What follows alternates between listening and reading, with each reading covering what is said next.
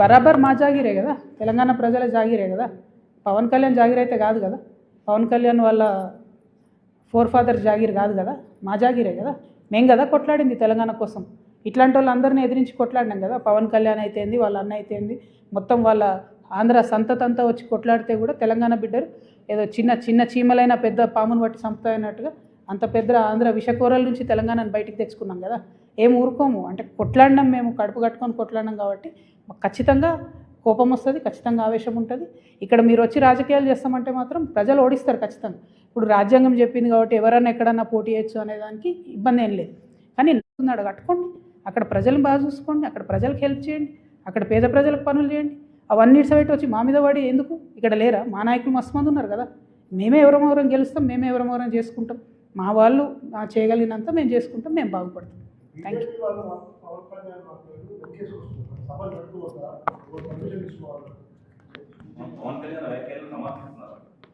అంటే బీజేపీ వాళ్ళకి ఎవరు లీడర్ లేరు. వాళ్ళు ఏదో పవన్ కళ్యాణ్ వస్తే 2 ఓట్లు వస్తాయి అనుకుంటున్నారు. ఆ ఉన్న 8 సీట్లు కూడా పోతాయి ఈసారి, అవి కూడా రావు. ఎందుకంటే తెలంగాణ ప్రజలు గమనిస్తున్నారు బీజేపీ వాళ్ళు ఏం చేస్తున్నారు అన్నది. వడ్లు ఈడ 75 లక్షల క్వింటాళ్ళు కొనాలి అని సీఎం గారు అంటారు. పంజాబ్లో 100% పండిన గోధుమలన్నీ కేంద్ర ప్రభుత్వం కొంటుంది. మరి 8 మంది ఎంపీలు పోయి అడగొచ్చు కదా, ఇక్కడ 100% మాకు, మనకెందుకు 38% కొనాలి? మరి ఆ మాట ఎందుకు మాట్లాడరు? పవన్ కళ్యాణ్ తర్వాత సంగతి. ముందు అసలు మన ప్రజల కష్టాలలో బీజేపీ పాత్ర ఎక్కడు? బీజేపీ ఏం మాట్లాడుతుంది?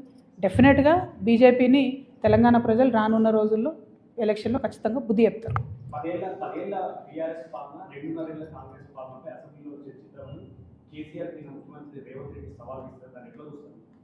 ఏమొస్తుందండి? ఇంతకుముందు వాళ్ళు సవాళ్ళు వేసుకున్నారు. ఒకసారి ఒక ఆయన వస్తే ఇంకొక ఆయన రాడు, ఇంకోసారి ఇంకొక ఆయన వస్తే ఇంకొక ఆయన రాడు. అందరు కలిసి మాట్లాడుకుంటే కాసేపు తిట్టుకుంటారు. మనకు ఎంటర్టైన్మెంట్ తప్ప రిజల్ట్ ఏముండదు అందులో. పాయింట్ ఏంది అని అంటే, ఆనాడు తెలంగాణ ప్రభుత్వ భూమిని, గల్ఫ్ ఆయిల్ లాంటి భూమిని బీఆర్ఎస్ హయాంలోనే, అది 10,000 కోట్ల ప్రాపర్టీ అండి, ఫీనిక్స్ అనే సంస్థకి దారాదత్తం చేయడానికి దారులు తెలిసిండ్రు. ఆనాడు ఇదే ముఖ్యమంత్రి గారు మాట్లాడిండ్రు, ఎట్లిస్తారు అట్లా ఇస్తారని. ఇవాళ ఆయన్నే ఇంకొంచెం మంచిగా మార్గం సుగమం చేసి, ఆనాడు 50 ఎకరాలు రిజిస్ట్రేషన్ అయితే ఈయన ఇంకా ఇవాళ 100-150 ఎకరాలు మిగతా ఉంది, దాంట్లో ఇంకో 200 ఎకరాలు లేదు, అది మొత్తం ఈయన ఇవ్వడానికి ఈయన దారులు తెరిచిండు. మేము మాత్రం 1 ఇంచు తెలంగాణ జాగా కూడా పోనీయము. ప్రభుత్వ భూమిని రక్షించేటటువంటి బాధ్యత తెలంగాణ రక్షణ సేన తీసుకుంటుంది. ఎట్లా అయితే మేము పోయి అక్కడ గట్టిగా పాలమూరు రంగారెడ్డి ఏమైందంటే ముఖ్యమంత్రి గారు పోయి 2 రోజులు అక్కడ కూర్చొని మాట్లాడి చర్చించి రావాల్సి వచ్చిందో, కానీ అట్లనే రేపటి నాడు భూములు కూడా ఖచ్చితంగా అదే విధంగా కాపాడుకుంటాం. నేను చెప్తున్నది, will go to any length. కోర్టుకైనా పోతాం, భూ పోరాటమైనా చేస్తాం, ప్రాణమైనా అడ్డేస్తాం. కానీ ఎందుకంటే ఫ్యూచర్ జనరేషన్కి ఉండాలి కదా. భూమి ఏముంది సంపద మన దగ్గర? ఉన్న భూమి అంతా అమ్ముకుంటే 1,00,000 కోట్ల భూమి ప్రైవేట్ వాళ్ళ చేతులకు పోతే ఫ్యూచర్ ఎట్లా? మనకు తెలంగాణకు ఆస్తులు ఎట్లా, వనరులు ఎట్లా? డెఫినెట్గా వాటి కోసం ఫైట్ చేస్తాం. గోదావరి వాటర్ కోసం కూడా ఫైట్ చేస్తాం. Thank you.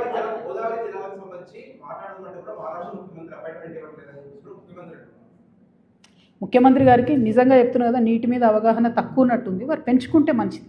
ఎందుకంటే ఆయన ఓపెన్గా ఏం చెప్తున్నాడు, ఈ మహారాష్ట్రనేమో పర్మిషన్ ఇస్తలేదు అంటున్నాడు. అది రాదని తెలుసు ఆయనకు.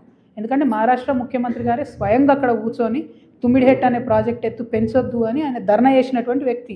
ఆయనతోని కేసీఆర్ గారు ఎంత ట్రై చేస్తున్నా లాస్ట్కు హైట్ తగ్గించుకొని ఒప్పుకొని రావాల్సి వచ్చింది.